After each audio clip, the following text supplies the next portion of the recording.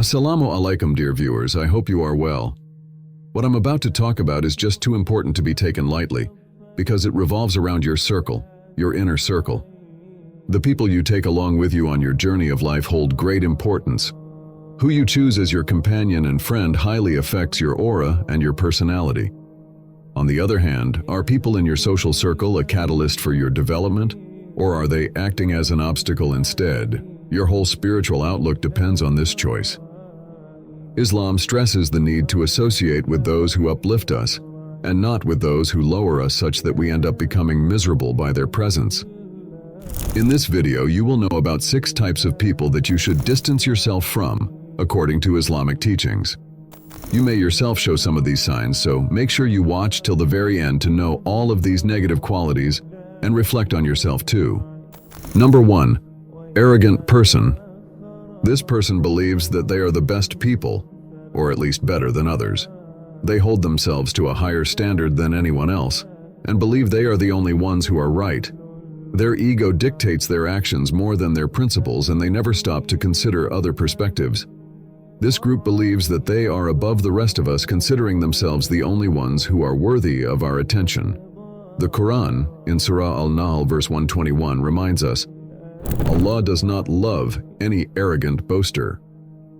If you are around someone who never stops boasting about themselves and makes you feel so insignificant, you will feel down. Try to imagine praying with someone who insists on continuing to tell you about him or her while you are praying.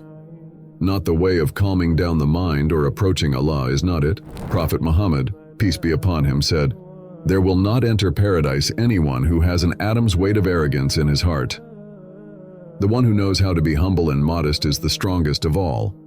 Build your circle of good company that brings forth wonderful results for your growth in the world and can help you achieve your goal of being the best Muslim, not the ones who bring you down and make you belittle yourself. Number 2. The persistent sinner. Have you ever faced a situation when someone would pressure you, a so-called friend, to do something that you don't like?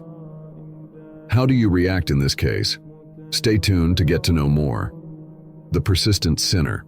Such types of people can be very unpleasant to spend time with because they are frequently involved in wrongdoings that go against Islamic teachings.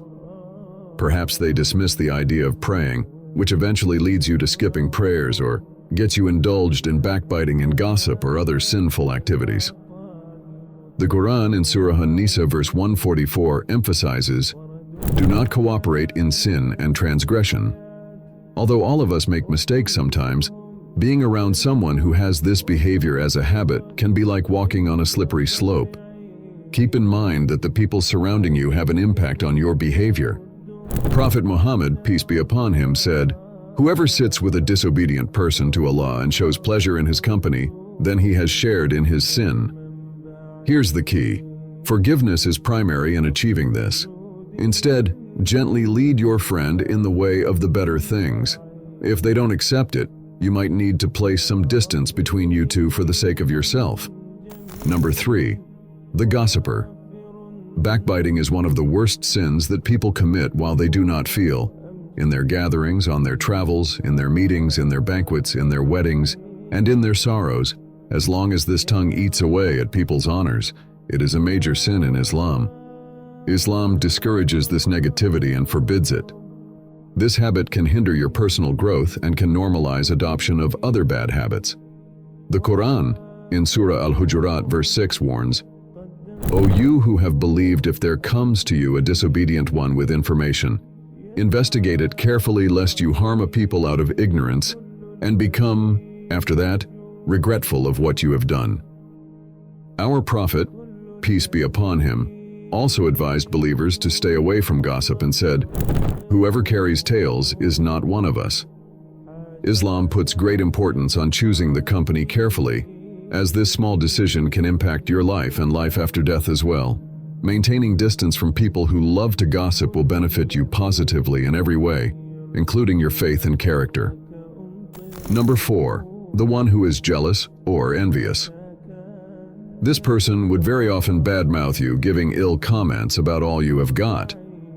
Prophet Muhammad, peace be upon him, said, Beware of jealousy, for verily it destroys good deeds the way fire destroys wood. Being exposed to an envious person can expose you to a negative atmosphere. Your true friends will be sharing your joys and happiness and not be jealous. Prophet Muhammad, peace be upon him, said, "Do not harbor envy for one another, and do not hate one another, and do not turn away from one another, and be, O servants of Allah, brothers." Number 5. The selfish one.